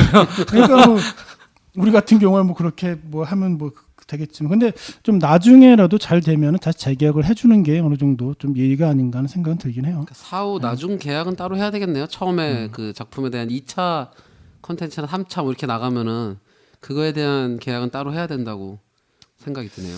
그 부분이 좀 예. 그렇죠. 자, 이제 마무리 이야기 좀 하나 하겠습니다. 밀양 송전탑 얘기 잠깐만 하고, 네. 그리고 오늘은 이런 뉴스들은 좀 한 주간의 뉴스는 좀 정리를 하려고 하는데요. 네네. 아시겠지만 밀양 송전탑 문제로 이렇게 거기 할머니들하고 다 뭐 할머니들이 땅을 팠고 막 들어가 계세요 지금, 무덤이라 그래갖고 자기들. 왜 그렇게까지 하고 있는가에 대해서 사람들은 궁금하긴 한데, 방송에서는 정부 시책을 방해하는 사람들로, 그리고 또 거기 외부 세력들이 들어가서 방해하고 하는 뭐 이렇게 불순 세력으로 이렇게 이야기를 하고 있는데요. 그래서 그것에 대해서 환경운동연합에서 이제 공식적으로 10가지의 질문과 대답이라는 것을 이제 오늘 발표를 했거든요. 네. 이거는 그냥 한번 쭉 읽어드리는 게 좋을 것 같아요. 네네. 예. 돌아가면서 읽어볼까요? 저 먼저 할까요? 예. 네, 밀양 송전탑의 진실을 알리는 신문 10답이라고 해서 환경운동연합이 발표를 했는데요. 첫 번째로는 질문이었습니다. 다른 데는 다 만들어졌는데 왜 밀양만 싸우느냐고요? 노선을 잘못 그어서 밀양의 피해가 너무 커서 그렇습니다. 마을과 마을을 아예 가로지르고 집 바로 앞에 100m가 넘는 철탑을 보고 살아야 하는 마을이 밀양에는 너무나 많습니다. 어떤 이유인지 밀양 구간은 다른 구간에 비해 산악 지형이 아니라 민가에 너무 가깝게 노선이 그어졌습니다. 1km 이내에는 부동산 거래가 끊어지고 송전 시 발생하는 소음 공해와 100m가 넘는 탑에 주렁주렁 매달린 고압선을 매일 보고 살아야 하는 스트레스를 어떻게 감당하겠습니까? 여기 조금 제가 첨언을 좀 하면, 원래 송전탑은 직선으로 하는 게 제일 좋겠죠. 네. 근데 밀양 이 선이 어디 이제 대구까지 가는 건데, 이게 꾸불꾸불하게 지그재그로 만든 거예요. 네네. 왜? 그래서 어떤 데는 민가에 일부러 사람들이 사는 쪽에 굉장히 많이 붙어 있어요. 뻔히 옆에 보면 높은 산이 있어서 산에다 하면 되거든요. 근데 산에 안 하고 일부러 민가 쪽으로 내려온 게 있는 거예요. 그게 이유가 뭐냐? 땅 주인이 힘이 센 사람인 거예요. 그래서 이게 직선으로 간 게 아니고 반대한 거죠. 그러니까 이 주민들이 반대하는 사람들한테 이게 지그재그로 간 거예요. 그러니까 그것에 대해서 사람들이 분노를 하고 있는 거예요. 그러니까 이익 집단에 그러니까 대한 이름만 되면 거죠. 알만한 사람들의 땅이 있기 때문에 그 땅을 피해서 금을 긋다 보니까 지그재그로 간 거죠 지금. 어이가 없네요. 예, 1번은 그렇습니다. 예, 2번은 또 읽어주시죠. 예, 두 번째로 이제 보상으로 해결하면 안 되나요? 그 어떤 보상안도 성전탑으로는 입는 피해를 보상해 줄 수 없습니다. 평생 일구어온 땅과 집이 무용지물이 됩니다. 초고압 송전탑이 주는 건강의 피해 우려, 100m가 넘는 송전탑을 매일처럼 보고 살아야 하는 스트레스, 송전 시 발생하는 소음 피해가 엄청납니다. 이것도 좀 제가 첨부해서 말씀드린, 옛날에 컬투가 네. 자기네 이렇게 개그 소재 중에 하나가 자기네 망한 거 이유 중에 하나가 네. 시골에 집을 사고 땅이 엄청 좋은 거예요. 네. 땅도 넓고 막 건물도 좋고 다 좋아. 근데 위에 송전탑이 지나가는 거야.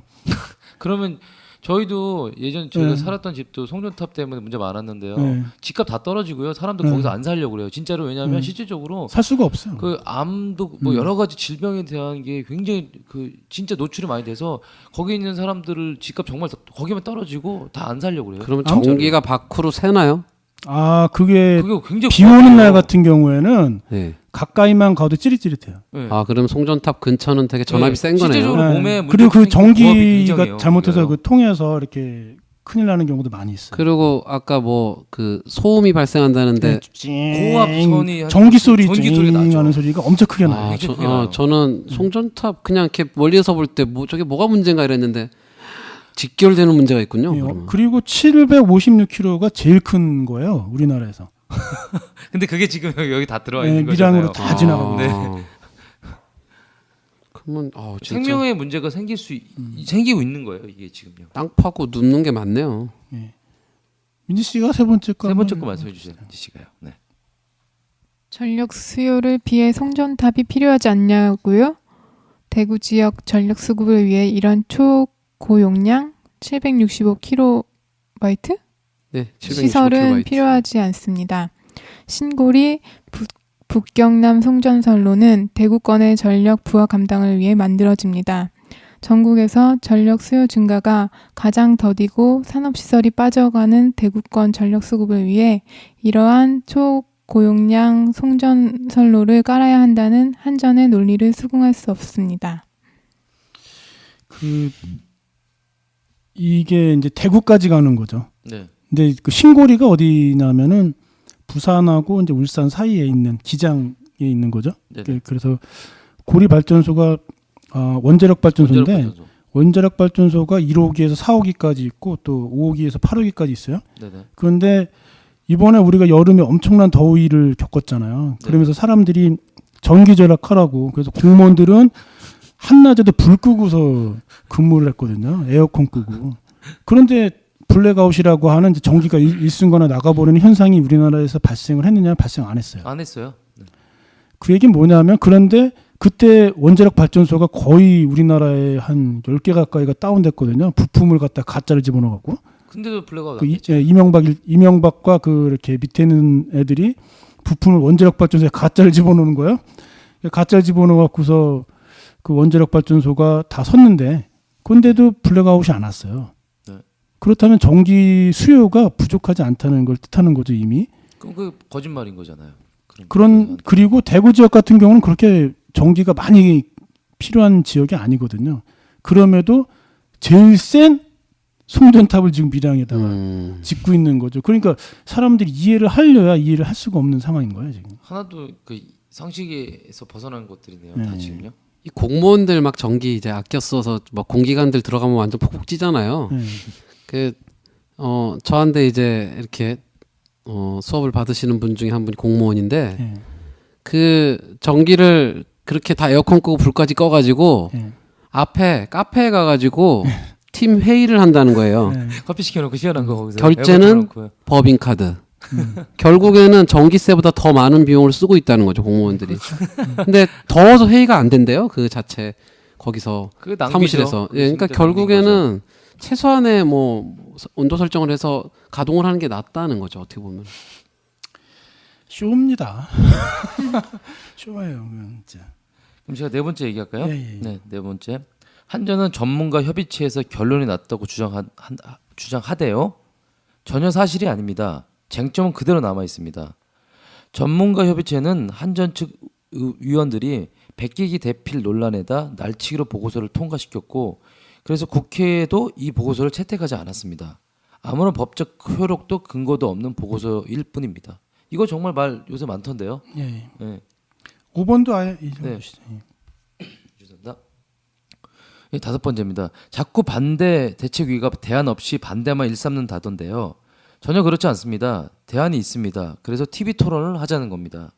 앞으로 12년 내에 2025년까지 고리 1호부터 4호기의 설계 수명이 종료됩니다. 그렇게 되면 신고리 1호부터 4호기만 남게 됩니다. 신고리 5호부터 6호기는 아직 시작도 하지 않았습니다.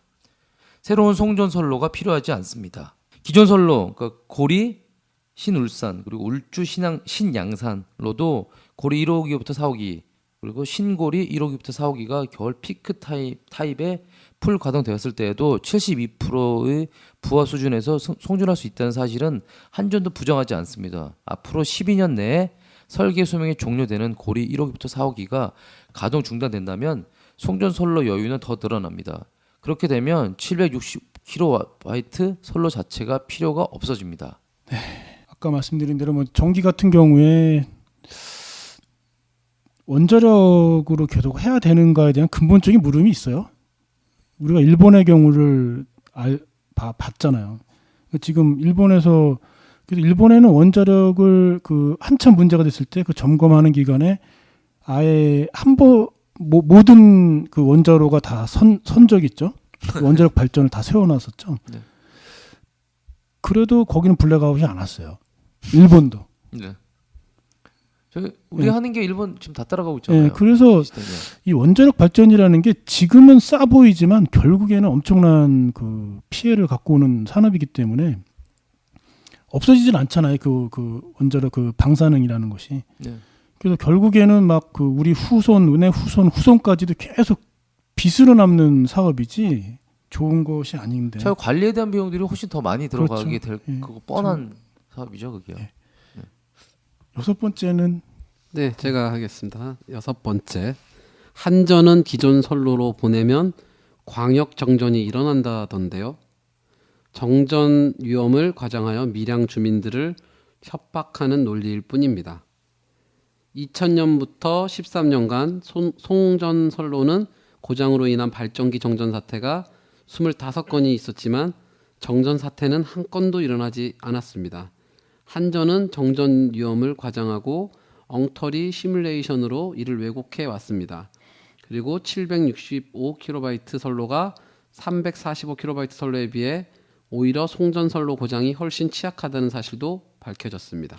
7번째인데요. 밀양 구간을 지중화하려면 2조 7천억 원이 든다던데요. 5,900억에 가능합니다. 근데 이렇게 부풀렸네요. 차이가 너무 많이 나는데. 그것은 밀양 주민들에게 불리한 경우의 수를 조합한 수치일 뿐입니다.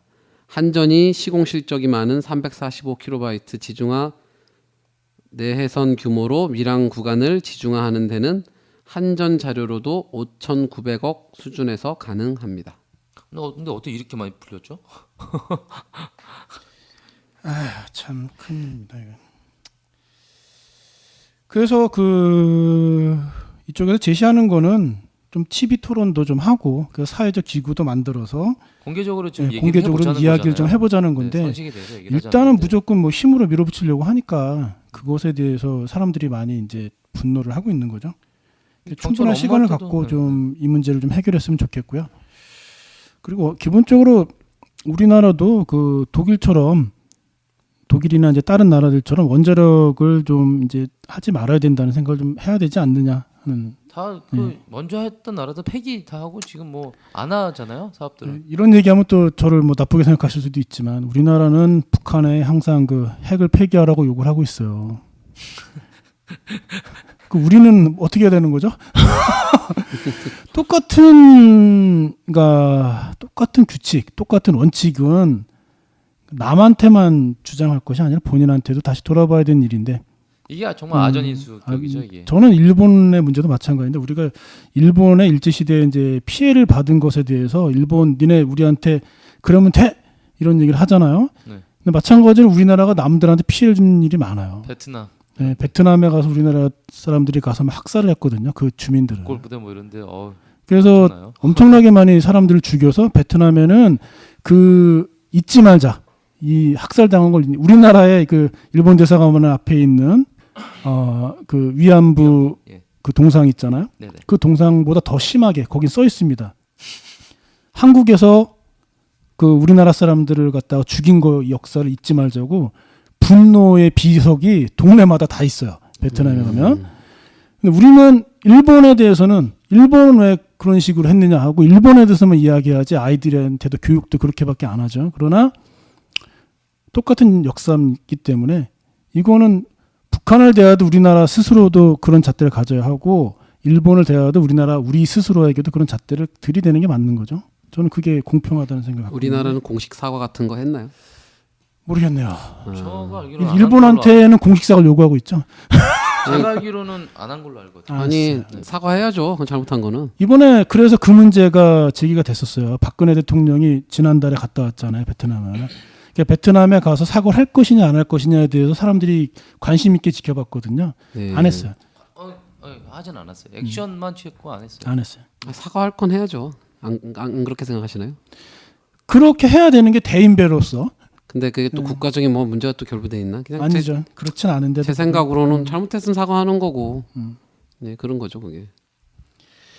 별의별 얘기가 많아요. 뭐 그거는 뭐 나중에 좀 책 조금 찾아보시면 다 나옵니다. 요새 인터넷 좋으니까. 베트남에서 우리가 뭔 짓을 했었나 뭐 이런 얘기는 뭐.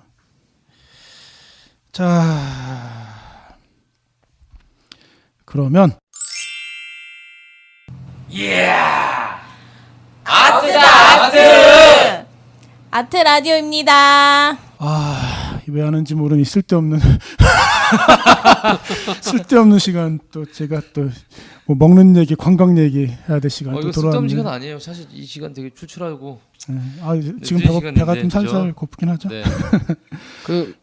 저희 네. 회원 4명 중에 그 한 분이 이거 듣고 맛집 찾아가는 거예요? 우리 나중에 이제 네? 한 명. 모르는 분이 또 계세요. 네, 모르는 분이 한 분 하셨어요. 또 까먹기 전에 저희 또 팬 중에 한 분이신 또 김종훈 선생님. 저희 또 페이스북에 또 저희를 홍보해 주시는 글 올려주셔서 사랑합니다. 네, 대단히 감사합니다. 네. 김종훈 선생님은 안동에 사시는 분이신데요. 그때 말씀하셨던 분이죠. 예, 네. 저희 그 3집 앨범 또 공연하는데 안동에서 일부러 찾아오신 거예요. 그분이요? 예, 그분 이제 또 공연 보시고 그냥 쓸쓸히 가시는 걸 제가 막 쫓아가서 앨범을 또 선물로 드리고 했었던 기억이 납니다. 정말 고마우신 분인데요. 네. 자, 오늘의 맛집은 제 얘기가 아니라 그 서산에 지난번에도 잠깐 언급했는데 가로림만이라고 있습니다. 제가 그때 뭐 다른 얘기를 불렀었는데 그 가로림만이라는 곳이 그 조금만 그냥 댐을 져버리면 엄청난 땅이 또 그 바다가 그 육지가 되는 땅이에요. 그래서 토건족이 이거 참을 수 없어. 그래서 거기를 지금 막으려고 막 난리가 났죠 지금.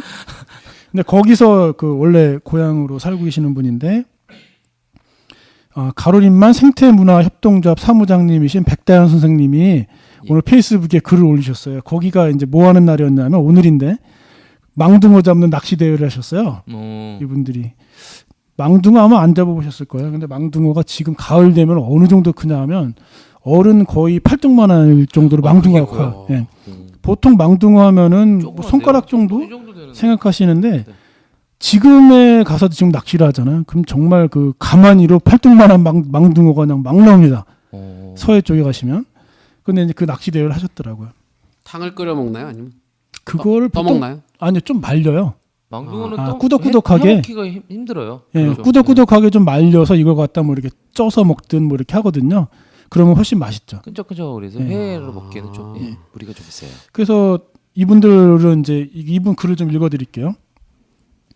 집 나간 며느리가 돌아온다는 전화 먹어 말장난들 참 잘해. 그런 말이 있어? 그거 개뻥인데. 나 초등학교 때 아니 그 위에도 한참 서산 동부시장에서 생선 가게 아줌마들이 생선 정리하다 전어가 나오면 개밥그릇에 던지곤 했어. 전어는 먹는 게 아니라 개 사료였다고. 가시만 많고 당시 생선 취급받던 게 사라지니까 사료가 고급 생선이 됐어. 가을이면 동부시장 개들은 전어 하나쯤은 늘 입에 물고 다녔다고. 언젠가는 개찌렁이가 전어를 대신할 거야 아마. 그것보다 낮에는 죽은 며느리가 살아 돌아온다는 망둥어찜을 먹어보자. 이제 이분 말씀은 이거죠. 망둥어가 훨씬 낫다는 얘기를 이제 하는 거죠. 전어보다. 망둥어찜 드셔보셨어요? 맛있어요? 못 먹어봤죠. 네. 그러면 잡은 거를 바로 찜을 해요? 아니면 아까 같이 꾸덕꾸덕 이렇게 좀 말린 거를? 잘 모르겠어요. 이분이 하시는 비법은 잘 모르겠지만 제가 이제 잡아보긴 많이 잡아봤으니까 잡아본 경험에 의하면 지금의 이제 엄청나게 큰 망둥어들이 막 올라오죠. 잡아서 뭐 하셨어요, 그럼? 저는 저번에도 말씀드렸지만 저는 여기선 처음인가요? 예. 낚시 철학이 있습니다. 낚시에 저는 철학이 없으면 행동을 하지 않기 때문에 먹지 않으면 잡지 않고 먹지 않고 잡은 생선은 놔줍니다. 바로. 잡는 대로 바로바로 놔주죠. 실제로 그리고 저희 좀 사이즈 작고 너무 그러면 다 놔줘요. 그리고 진짜 회 할 큰 거 이런 것만 하고 다 놔줘요. 네. 뭐 저는 낚시 몇 번 따라만 가봤고 제가 직접 뭐 이렇게 하진 않아서 잡으면 먹어야 된다는 생각 갖고 저는 잡으면 먹어야 된다. 네, 잡으면 먹든지 그러니까 의미 없는 살생을 하지 않겠다 이런 그 생명 존중의 철학을 갖고 낚시를 하고 있죠. 그래서 그 가로림만에 이것뿐만 아니라 그 굉장히 뭐 이분들 중에 뭐였더라 우럭을 말려요. 또 이분들이 우럭이 많이 나오니까 네. 우럭을 말려서 여기 우럭찜 이런 거 굉장히 많이 하시더라고요. 우럭포 이런 것도 유명하고요. 가로림만이 동네 이름인가요? 만이죠, 만. 카로린만. 네. 거기를 쉽게 만. 설명하면 어디를 설명해야 되냐면 서산 아시네. 네. 안면도 입구. 네. 안면도 입구라고 얘기하면 되겠네. 아니 저도 가로림만이 뭔가 이래서 다른 분들 혹시 또 모르시는 분들 계시면 안면도 입구 가면은 뭐 여러 가지 그것도 배 타고 들어가면 좋은 섬들이 많이 있죠. 거기. 네. 방동찜 먹어보고 싶네요. 네. 궁금하네요. 네. 네. 네, 그러니까 진짜요. 제가 얘기하면 설득력이 있긴 있나요? 아니 잘 모르니까 그냥 막 모르니까 막 말씀하셔도 돼요. 떠드는 거죠? 아니 궁금하잖아요. 아니, 그거 이거, 모르니까 이거. 진짜로 이거는 지금 전어가 시간이니까. 방동찜은 잘 모르겠어요. 막 전어가 막 네. 사료라고 생각한 그런 아까 글 읽어주셨듯이 네. 근데 사실 아구찜 같은 것도 사실 아구도 완전 다 버렸던 거예요. 근데 아 그래요? 그게 어느 순간에 이제 막 뭐야 그게 됐죠. 음식이 됐죠. 민주 씨는 뭐 좋아하죠? 저요? 네. 개고기 빼고 다 먹어요. 개고기 피. 빼고 다 먹는다. 개고기 빼고. 한 번도 먹어본 적 없어요, 개고기요? 네. 애견 사실 그 중이니까. 애완이랑 식용이랑은 좀 좀 틀린 다른데요.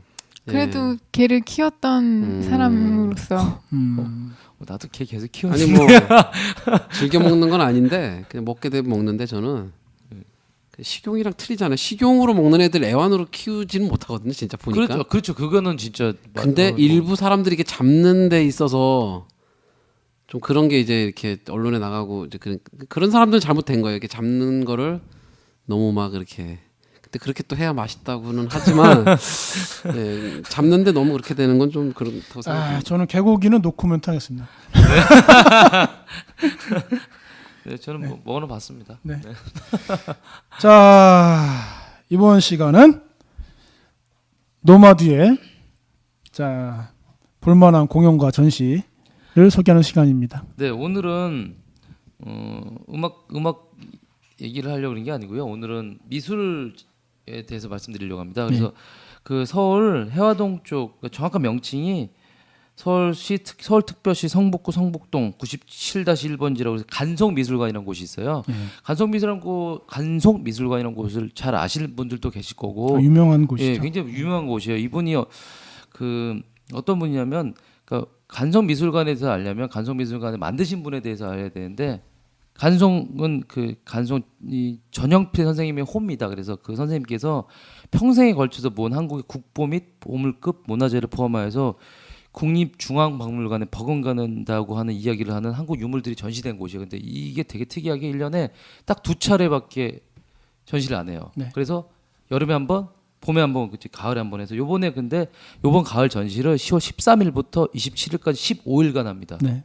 15일간 딱 하니까 1년에 딱 2차례예요. 이렇게 해서 딱 15일씩 전반기인데 한 번, 후반기인데 한 번 하기 때문에 꼭 한번 가보시기를 추천을 드립니다. 여기 가면 이분이 평생을 모아서 이분이 그 전쟁 났을 때도 훈민정음 그거를 갖다가 몸에 다니고 그게 너무 소중해서 자기 전 재산을 털어서 아주 그 국보 관련된 걸 다 가지고 가 계신 분이에요. 그래서 굉장히 유명한 곳이기 때문에 꼭 가서 보시고 아마 주말에는 더더욱 많을 것 같으니까 주중에 가셔서 꼭 보고 보실 수 없는 것들 진짜 저희가 그냥 흔하게 교과서나 이런 데서 당연하게 우리 유물이라고 생각했던 국보라고 생각했던 것들이 다 이 선생님께서 다 직접 사비를 털어서 모으신 것들이에요. 유료 입장인가요? 무료 입장입니다. 아 무료예요? 네. 워낙에 유명하신 분이고요. 그다음에 그 교과서 사진에 나오는 그 미술 작품들, 도자기나 뭐 이런 것들이 거의 대부분 이 간송미술관에 있고 중앙박물관에 없어요. 없어요. 네. 또 한 가지, 그다음에 해마다 전시를 모든 걸 하지 않습니다. 해마다 다른 것을 전시를 해놔요. 그러니까 창고에 있는 것 중에 그 해에 어떤 것이 나오느냐. 그래서 매니아층에서 올해 뭐가 나온다는 것 때문에 거기 많이 몰리고 하죠. 해마다 다른 작품이 나와요. 많이 그러니까 저희 같으면 일반적으로 이걸 많이 알려야 되지 않냐 이렇게 생각하시는데 여기가 이렇게 단기간 또 하는 이유는 너무 많은 사람들이 와서 보면 문화재에 손상이 올 수 있기 때문에 그래서 줄이시는 것도 있대요. 우리랑 맞네요. 철학이 있으신. 그럼요. 네, 철학. 맞습니다. 철학도 있고 돈도 있는 거죠. 그래서 뭐 추사 김정희 씨 김정희 선생님 글씨나 뭐 훈민정음 초본 그다음에 뭐 금동열의 입상 뭐 너무 많아요. 야, 국보급. 예. 야. 예. 그래서 문화재가 사실 돈이 되기 때문에 뭐 대팔 수도 있고 그 당시에 얘기로는 일본 사람들이 와가지고 대팔라고 2배를 줄 테니까 팔라고 해도 절대 안 파셨대요. 그게 지금에 와서 유물이 되고 국보가 다 된 겁니다. 네, 꼭 가서 보시기를 네, 추천드립니다. 네, 오늘 뭐 예술에 관련된 공연 전시 이야기는 여기까지 마치고 다음 코너는 이마의 아트 퀴즈.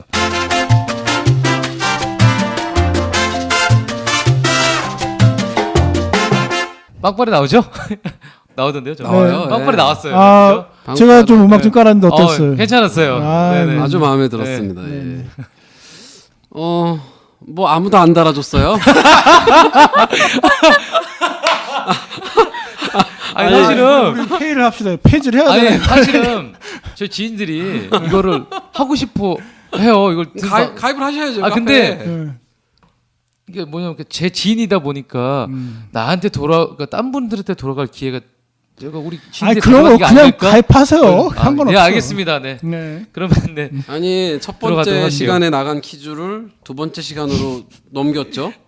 근데 지금 세 번째 시간인데 저희가 방송 들어오기 전에 제가 딱 하기로 했더니 조회는 5건 된 것 같아요. 거기 노마드님이 뭐 많이 참여해 주세요 댓글 하나 달리고 퀴즈 되게 쉽게 냈는데 선물 드린다는데 정답을 안 아니, 올리시네요. 사실 그럼 저번에 나가리잖아요. 그럼 뭐 이게 뭐 4배로 가야 되는 거예요? 뭐 어떻게 아니야 왜요? 그냥 뭐 모르겠습니다. 하여간 아, 그거는 저기 그 이마애님이 그 알아서 하시고 질문 하나 해보죠. 뭐 음악이란 어떻게 생각하시나요, 민지 씨? 음악이란? 네, 퀴즈의 첫 번째 방송 들으셨나요? 아니요? 두 번째 방송은요. 두 안 번째. 들었는데. 그럼 오늘 녹음 하기 전에 방송 하나도 안 듣고 그냥 날로 온 겁니까?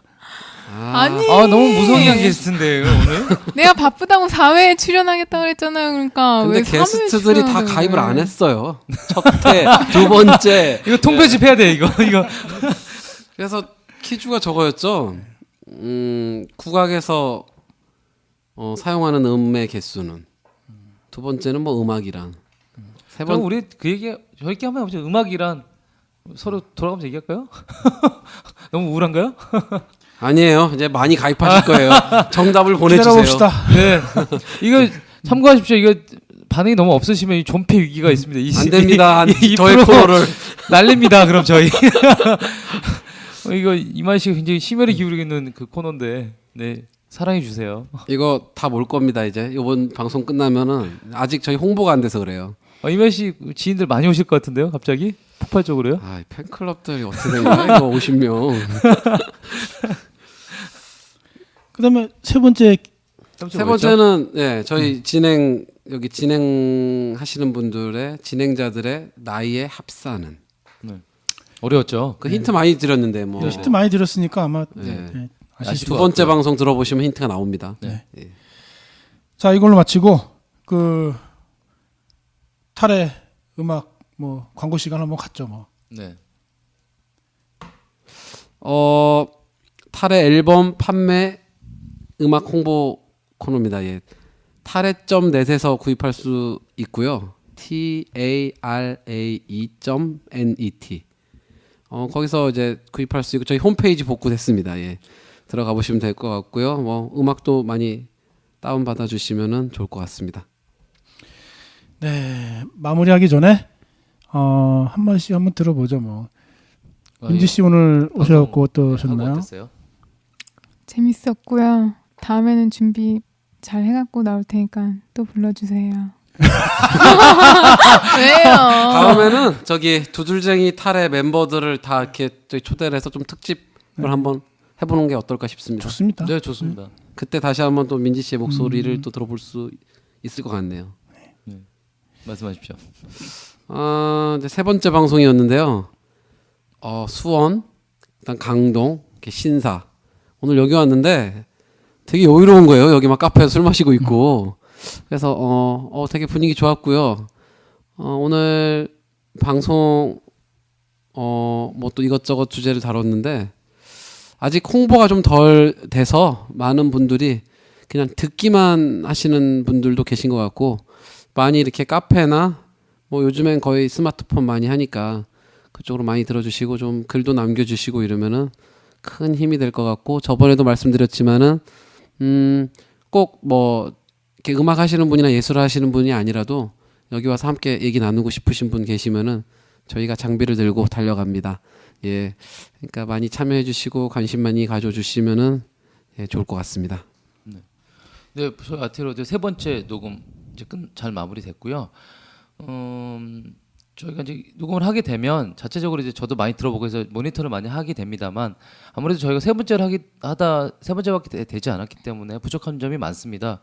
그래서 그 참여해주신 분들이 많으시면 관심을 가져주신 분들이 많으시면 저희가 부족한 부분들은 정확히 또 따끔하게 질책도 해주시고 그래서 저희가 더 좋은 방송으로 보답할 수 있고 또 그 저희한테 관심을 가져주시는 분들이 많아질수록 서로에게 힘이 되기 때문에 저희는 이거 해서 돈 벌자고 이걸 하는 건 아니에요. 그래서 예술을 더 좋아하고 예술을 사랑할 수 있는 환경을 조금 더 이런 자리에서 좀 떠들고 얘기를 하다 보면 더 나아지지 않을까라는 그런 희망을 가지고 이런 아트 라디오라는 걸 시작을 했습니다. 그래서 매체가 좋은 매체임에도 불구하고 아직 팬클럽 들어주세요.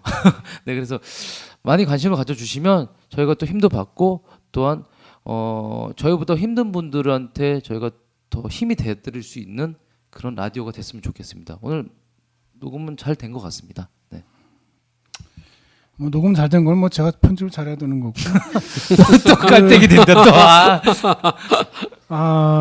뭐 많이 들어주세요. 진짜 카페원 4명이 뭡니까? 진짜. 자, 뭐 홍보 좀 많이 해주시고요.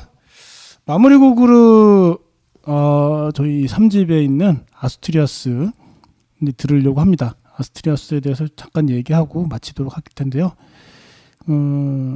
아스투리아스는 뭐 기타곡으로 워낙에 유명한 곡이고 스페인의 그 주 이름입니다. 스페인에 여러 주가 있죠. 여러 주 중에 이제 아스투리아스 주가 있는데 마지막까지 그 스페인이란 나라, 그다음에 포르투갈, 스페인 이 당시에는 뭐 아라곤 왕국 뭐 이런 것도 있었죠. 예전에. 근데 그 지역이 거의 대부분 그 이슬람의 침공을 받게 돼요. 예전에. 이슬람이 이베리아 반도 전체를 다 점령을 했었죠. 그래서 프랑스로 넘어갈 수 있는 상황이었는데 그 마지막까지 스페인의 마지막까지 이슬람과 이제 기독교의 전쟁에서 끝까지 남아 있었던 지역. 그래서 이슬람에 패하지 않은 지역, 기독교 지역으로 남아 있던 지역이 아스투리아스 지역이에요. 그래서 그 지역은 굉장히 그 저항과 그 다음에 어떤 그 힘으로 이렇게 강제되는 것들에 대한 그 반항심이 굉장히 가능한 지역이기도 하고요. 그 다음에 최근에 들어서는 스페인이라는 나라가 이제 그 프랑코라는 이제 대통령이 독재를 하게 되는데요. 프랑코가 파시스트예요. 그래서 독일과 이탈리아와 그 다음에 일본 이 세 나라가 추축국이었지만 사실은 스페인의 그 프랑코 대통령이 거의 그 같이 추축국에 결합을 할까 말까 하는 상황이었지만 약간 살짝 삐져서 추축국에 결합은 안 했죠. 그래서 그 당시에 1930년도 정도에 광부들이 이제 반란을 일으킵니다. 네. 그래서 한 10만 명 가까이 거기서 죽게 되죠, 광부들이. 그래서 항상 이렇게 반항이 많은 지역이었고 반란도 많은 지역이었고 그랬습니다. 그런 지역이었고요. 그래서 유명한 자기들의 음악들을 끝까지 지키죠. 그리고 그것을 노래한 것 중에 하나가 이제 아스투리아스라는 이제 음악이기도 하고요. 그래서 유명한 곡은 세고비아 기타 연주자 네. 유명한 세고비아가 노구를 이끌고 거의 뭐 90 가까이 된 나이에 아람브라 궁전에서 그 아스투리아스 곡을 연주를 하게 되죠. 그 곡을 25년 가야금 연주. 네, 그 곡을 이제 25년 가야금으로 인지 씨가 연주했는데 네. 어려웠죠. 어땠어요? 어려웠죠. 뭐가 어려웠죠? 그 기타 주법을 가야금으로 표현한다는 게 어려웠죠. 그리고 기타곡 자체가 발음이 엄청 많아요. 네. 발음을 시작해서 발음 끝나는 거의 뭐. 실제로 그때 이제 처음으로 아스투리아스 발표 저 앨범 공연했을 때도 옆에서 연주 봤잖아요. 보면 엄청 나더라고요. 그리고 그 음악을 들었던 분들이 네. 그러니까 실제로 공연을 보지 않고 음악만 들었던 분들도 되게 어렵겠다. 이거 어떻게 했지? 뭐 이런 분들 되게 많았어요. 근데 네. 민 씨가 네, 해냈죠.